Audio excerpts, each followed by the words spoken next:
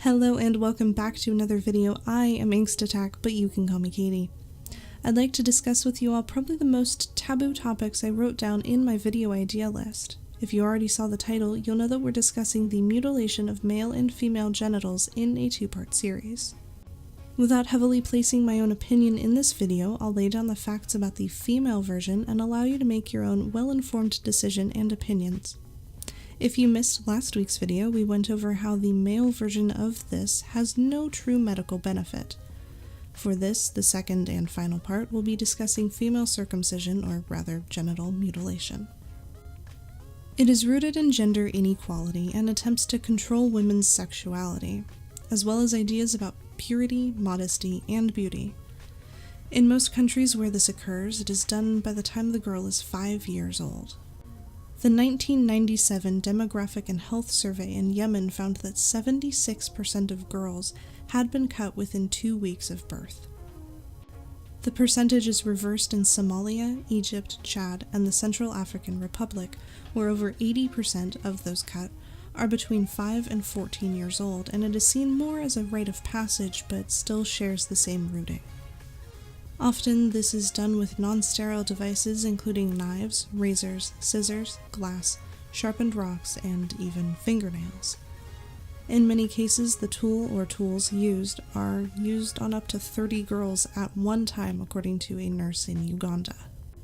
Women in Egypt reported in 1995 that local anesthetic had been used on their daughters in 60% of cases, a general anesthetic had been used in 13% of cases, and neither were used in 25%.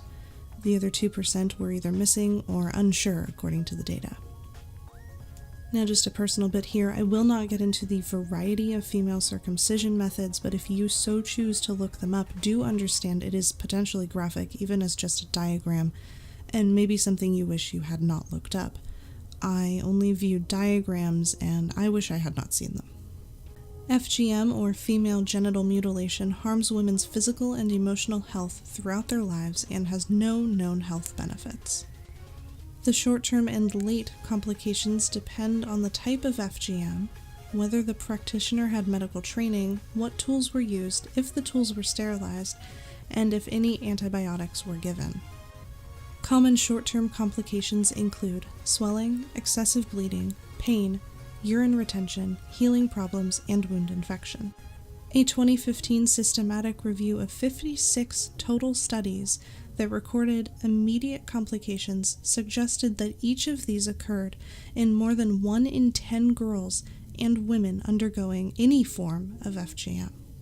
Other short-term complications include fatal bleeding, anemia, urinary infection, septicemia, tetanus, gangrene, necrotizing fasciitis, and endometritis.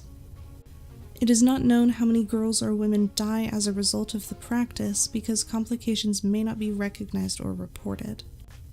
The practitioner's use of shared instruments is thought to aid in the transmission of hepatitis B, hepatitis C, and HIV, although no epidemiological studies have shown this.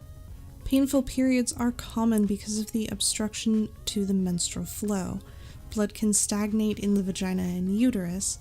Complete obstruction of the vagina can result in the vagina and uterus to fill with blood. In several cases, girls who have experienced those symptoms due to a lack of bleeding are thought to be pregnant and are occasionally killed by their town, city, village, tribe. The World Health Organization estimated in 2006 that an additional 10 to 20 babies die per 1,000 deliveries as a result of FGM. The estimate was based on a study conducted on over 28,000 women attending delivery wards at 28 obstetric centers in places including Kenya, Nigeria, Senegal, and Sudan. Several small studies have concluded that women with FGM suffer from anxiety, depression, and post-traumatic stress disorder. Feelings of shame and betrayal can develop when women leave the culture that practices FGM and learn that their condition is not the norm. But within the practicing culture, they may view their FGM with pride because for them it signifies beauty, respect for tradition, chastity, and hygiene. Studies on sexual function have also been small, in a 2013 meta-analysis of 15 studies involving over 12,000 women from 7 countries, concluded that women with FGM were twice as likely to report no sexual desire and 52% more likely to report painful sexual intercourse, and 1/3 reported reduced sexual feelings. Now, my personal bit here. So, to the countries heavily practicing male circumcision or mutilation, if you're fine doing it to your sons, why not your daughters? No response? Maybe it's time to reevaluate your practices that are so clearly rooted in tradition. They each experience pain, disfigurement, and risks, yet one is fully accepted and often expected, while the other is viewed and classified as a crime. Like I said in my last video, the Nordic countries made male circumcision classify as a form of genital mutilation, and they're banning the practice fully. I think the rest of the world should follow in suit, ban both. If we were created whole and in the image of God, as people so claim, why are we altering God's image? Just a thought from an agnostic person with a YouTube channel. That's going to be it for this video. Like, comment, and share as you please, and I will see you next time. Okay, bye.